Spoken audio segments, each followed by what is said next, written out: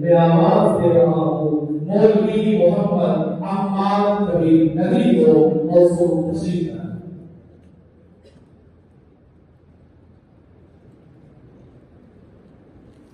الحمد لله وكفى وسلام على عباده الذين اصطفى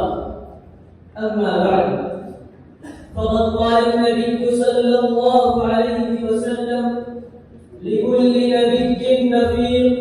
ورفيق يعني في الجنة عثمان أو كما قال عليه الصلاة والسلام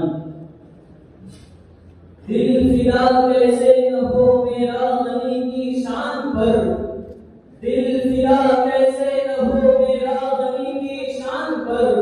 ناز ہے نور و ملک کو غیرت عثمان پر، کس قدر قدر غنی ان کو بنایا سوچئے، کس قدر قدر غنی ان کو بنایا سوچئے، رشک ہے خود دولت کو بھی دولت عثمان پر۔ محترم اساتذہ کرام، مہمانان اعزام اور حاضرین وسط، یوں تو بارگاہ نبوی کے پروردہ صحابہ کرام نفوس قدسیہ کے مانی، صدق و صفا کے پھوکر، اخلاص و الہیت کے مظہر اور مہر و وفا کے عظیم پیکر ہیں۔ اللہ اور اس کے رسول کی خوشنودی کے لیے اپنا تن من دھن سب کچھ قربان کرنے والے، شریعت و سنت کے فروغ کے لیے اپنی پوری زندگی وقف کرنے والے ہیں۔ اس سرشتہ محمدی کا ہر اونچا رنگ و مہر میں اپنی مثال آپ ہے، ہر ایک کی کوئی نہ کوئی نمایاں خصوصیت ہے، اس میں کمال کی وجہ سے وہ دوسروں سے ممتاز ہے۔ حاضرین محفل، آج میں آپ لوگوں کے سامنے درسگاہ نبوت کے انہی فیض یافتہ کلامیہ میں سے ایک عظیم ترین اور مقدس ہستی کے تذکرے کی سعادت حاصل کر رہا ہوں، جنہیں زبان نبوی سے غنی کا خطاب ملا، شروع حیات کے اس عظیم پیدر کے متعلق، جہاں ایک طرف ترمذی شریف کی طرف پر 2 صفحہ نمبر 210 پر حضور اکرم صلی اللہ علیہ وسلم کا ارشاد گرامی ہے، لکل نبی نبی ورفیق یعنی فی الجنت عثمان، تو وہیں دوسری طرف ارشاد شریف صفحہ نمبر 561 پر ارشاد رسول ہے، الا استحی من رجل تستحی منه الملائکہ، اسی پر بس نہیں بلکہ یہاں ترمذی شریف کی 2 صفحہ نمبر 212 پر قرآن کے رسول صلی اللہ علیہ وسلم قرار دیا گیا، تو وہیں سورہ حدیبیہ میں بیعت رضوان کے موقع پر ارشاد شریف صفحہ نمبر 561 کے مبارک سارے غنی کی غیر موجودگی میں آپ علیہ السلام نے اپنے دست مبارک کو حضرت عثمان کا ہاتھ قرار دے کر ان کے تذکرے کو قیامت تک کے لیے زندہ جاری۔ سامعین کرام، فیض و عطا اور وجود و صفا کی اس ہمارا شخصیت عہد نبوی ہی میں اپنی صفاوت کے جوہر دکھائے۔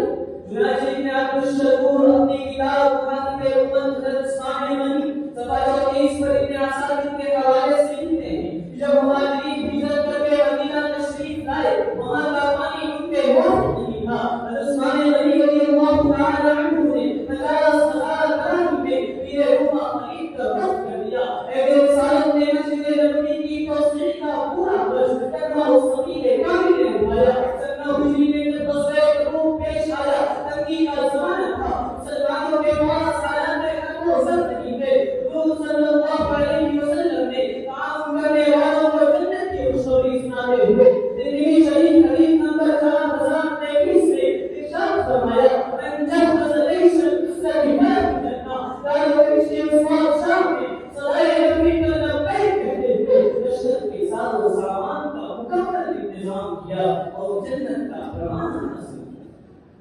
شمع اسلام کے پروانوں،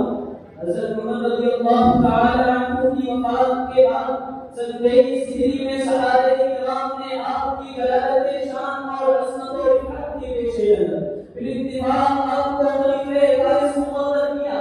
آپ نے اعلی ہاشم ہوا ابو بکر و عمر کی بخش کے مطابق 12 سال تک خلافت اسلامیہ کی بارگاہ سنبھالی۔ آپ کے عہد خلافت میں جہاں آپ کی زیر قیادت باغیوں کا سر گزارا، وہی انقلابی معاملات سے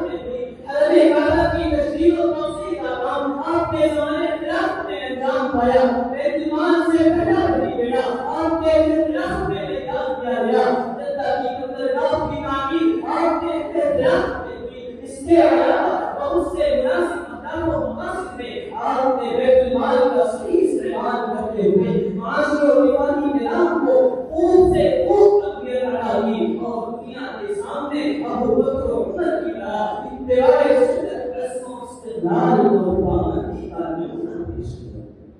ملت اسلامیہ کے مجموع فرزندوں خلیفہ راشد عثمان ذوالنورین رضی اللہ تعالی عنہ جہاں ایک طرف مسلمانوں کے لیے نہایت کریم و پرجواب تھے وہ وہی دوسری جانب اشداء علی الکفار رحماء بینہم کے حقیقی نظام میں اہل رسالت کے نیکوں نے اپنی شمشیر آفتاب سے ہزاروں کافروں کو تحت کیا اور جب تک خلافت پر مستنصر ہوئے تو کافروں کے خلاف حضرت عمر رضی اللہ تعالی عنہ والے کام کا ثبوت کیا اور حضرت عثمان غنی حیات ایمان صفحہ نمبر 19 کے مطابق ایران، ترکستان، خراسان، ترکستان، فارس اور سودان جیسے اہم اور طاقتور ممالک کو فتح کر کے حدود اسلام میں شامل کر لیا اور ان کے کفر گھروں پر اسلام کا پرچم لہرایا۔ اس کے علاوہ حضرت عمر رضی اللہ تعالی عنہ کی وفات کے بعد فارس کے کافروں نے آپ کی لڑکی کا فائدہ اٹھا کر دوبارہ سمجھانے کی کوشش کی، لیکن شاید انہیں معلوم نہ تھا